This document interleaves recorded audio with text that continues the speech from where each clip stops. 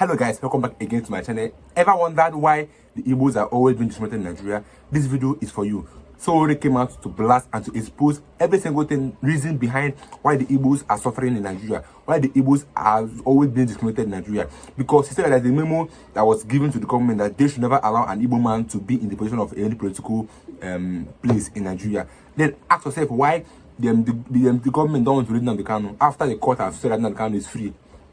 Ask yourself that question. This is the reason. And Sowore came out to expose every single thing about it, and I think I love the video. But I'll just say, let me bring you guys to watch also, and then I will take it shortly. Let's watch this video.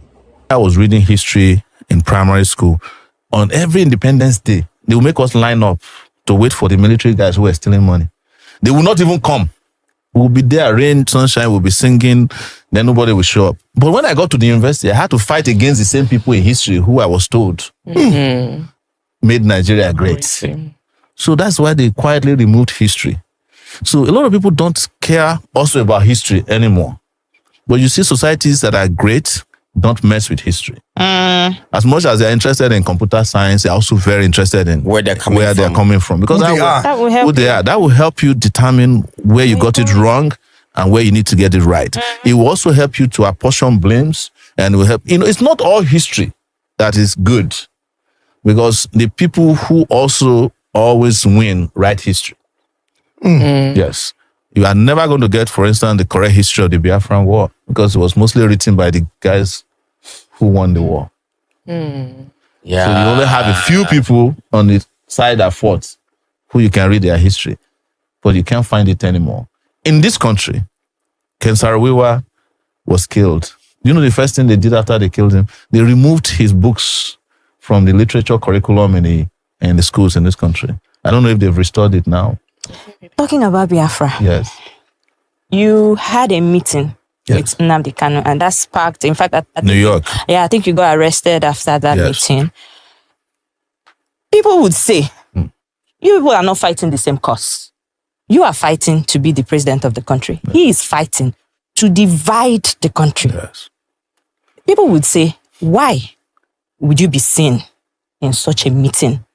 Would you like to clear that? You see, anybody that lacks any sense of consciousness would ignore social movements. That is the problem with Nigerian leadership. You cannot have a country in which there are 251 tribes or languages, and one big section says, we are not satisfied with here. And you don't talk to them. You don't understand them. Then you are not a leader of that country. The reason I met him was to understand first what his struggle was about, which I knew already. And secondly, to also advise him on the way that I think we could all work together. And thirdly, to send a message to the Nigerian people that we can walk through our differences, even at these levels. And I was surprised that, contrary to what some people are saying, he did not want Nigeria to break up. He wanted a Nigeria where the Igbo man can survive. But for an Igbo man to survive in Nigeria, as it is currently put together, Nigeria must break. Wait, the meeting you had with Nnamdi Kanu. Yes. You are telling us now that Nnamdi Kanu, from what you understand from the meeting with him, he does not want Nigeria to break, to divide. No, he said clearly that it is too late for Nigeria to come together. But he gave his conditions. We live streamed the meeting now. It's online. Okay. And part of it was live streamed. Some of them were private. But he said that he feels that if Nigeria were to respect certain protocols, including a referendum inserted in the constitution, and he still says it even now in court, that if he's released, he will go back and end the bloodshed. The bloodshed is in that part, and that a conversation can. He says that in every court appearance, that he's being held is not helping the opportunity to have a conversation about whatever it is, the unity you are begging for.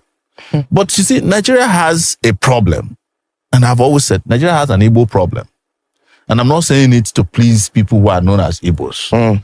But the moment they decided to take the action they took in 1967 to 1970, the war, Nigeria, having won that war in their eyes, never forgave the Igbos. That is the reality. And if I were to be president of Nigeria today, the first thing I would do is to head to the Southeast and apologize to them for the war. Part of it is that I'd never participated in it. And I cannot continue to fight a war that I did not engage in. And then ask them, what do we want? So are you saying that the federal government has, like even before successive governments, yes, they've always had this anger against the Igbos? There is a secret memo, I don't know where it is located in government, that whenever we want to take charge in this country, be careful of the Igbo. Don't give them position. Don't give them opportunity. Otherwise, they will overrun. It's a well-known fact. Even our parents, tell us, Igbo. You understand? Some of them even say unconsciously. They even say it on radio shows in this country. So don't let us lie to ourselves, because except we bring this out openly and discuss, it's a taboo that we have refused to discuss. True. We are not going to solve the problem. It is the reason why the federal government of Nigeria feels that in 2024, detaining Nnamdi Kanu against all the court orders, against all the court rulings, is the only way to go. You know, I was detained in the DSS place for 5 months. Yes. There's nothing there to detain anybody. For the place is not even functioning. The DSS headquarters. Yes, is it the same DSS people who are watching BB Nigeria from morning to night? No, it's true now.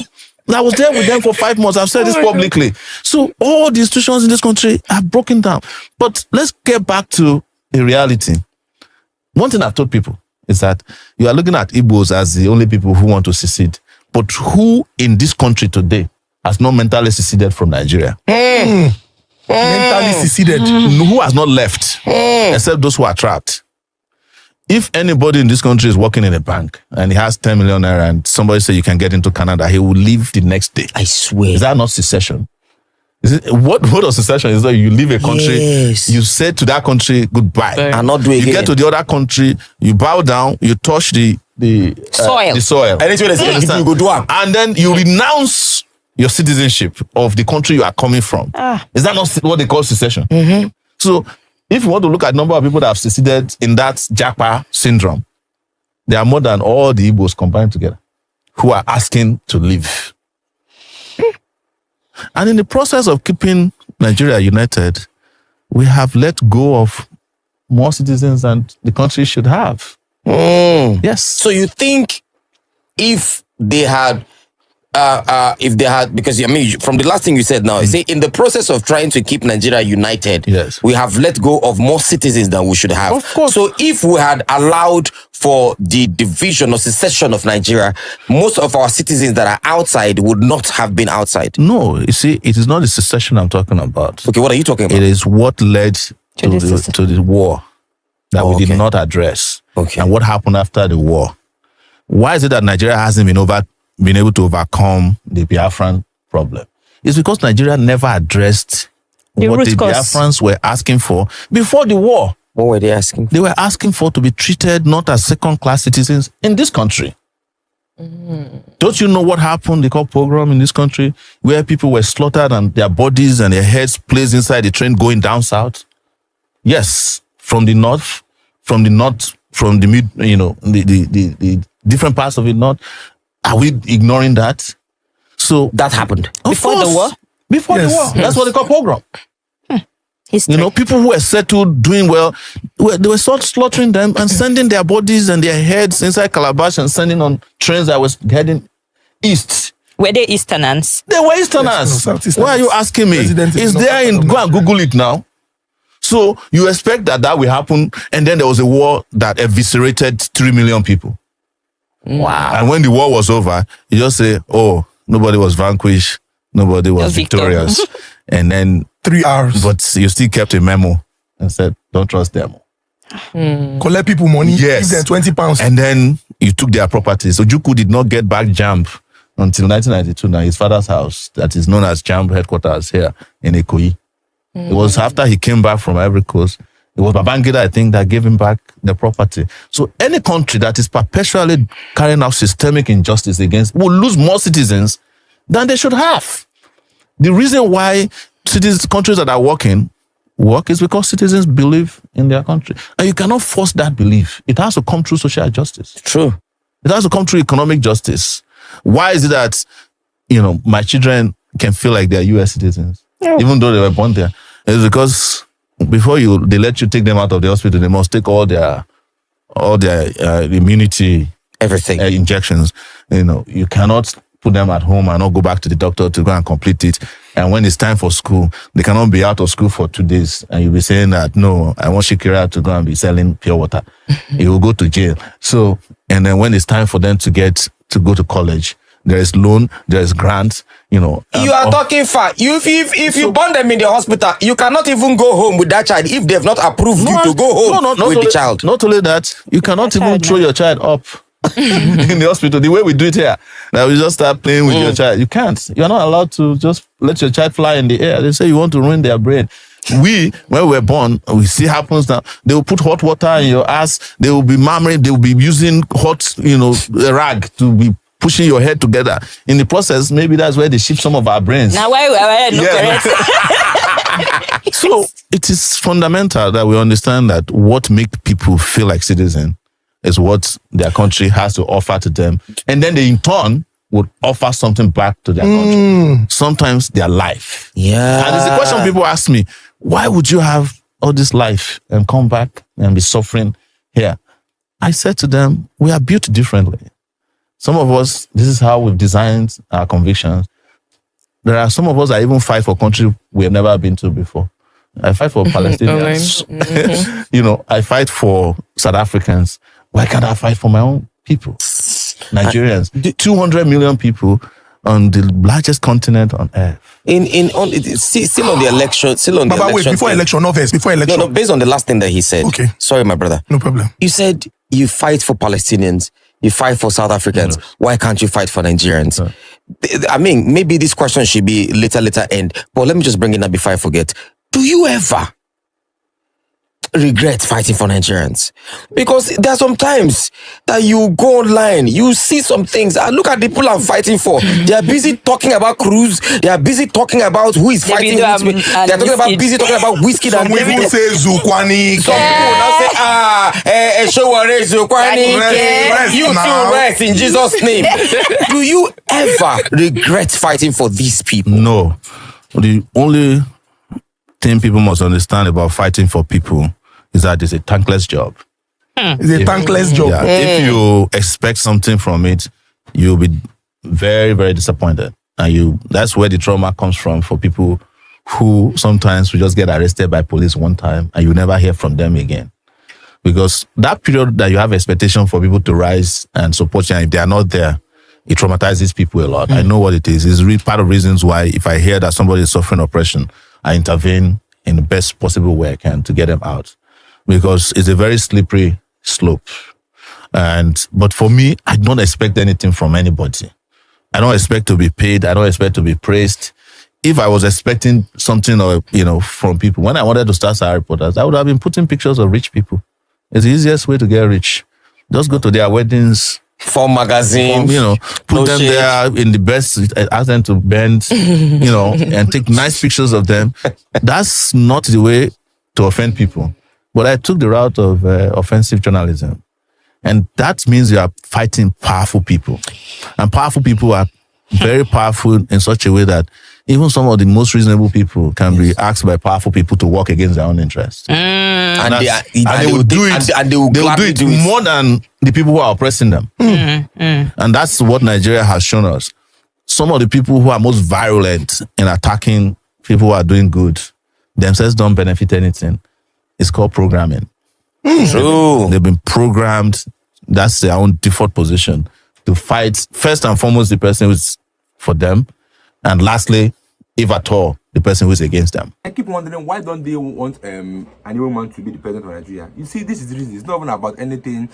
Because last election, it was so clear that P2B was winning in some states and every other thing. And then at the end of the day, they twisted the result and everything. This is the reason. Because they don't want any woman to be in that position. Nnamdi Kanu is still in custody because of these same issues. That they should never allow an Igbo man.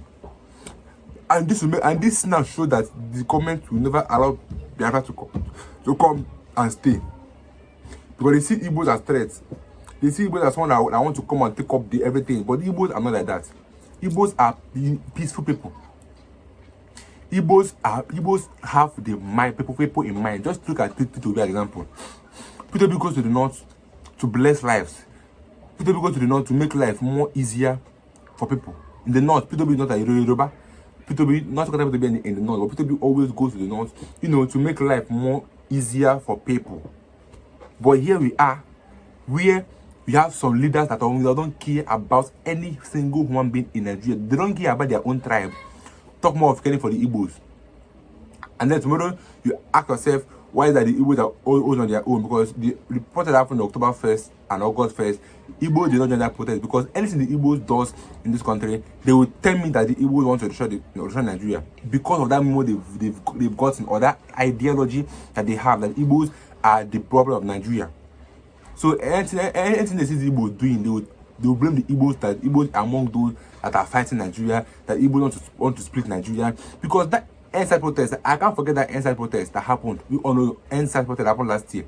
That they attempt, not last year, that happened when, I've forgotten the year that it happened, where they said that the Igbos were the one that organized that protest, that the Igbos want to destroy Nigeria. Whereas it's not the Igbos that did that. So this is the reasons. But I thank you for coming back to my channel, and I think I'll let you guys to any of the video you've watched in the comment section. I will see you guys shortly in my next video. If you're new here, subscribe. Stay tuned, guys.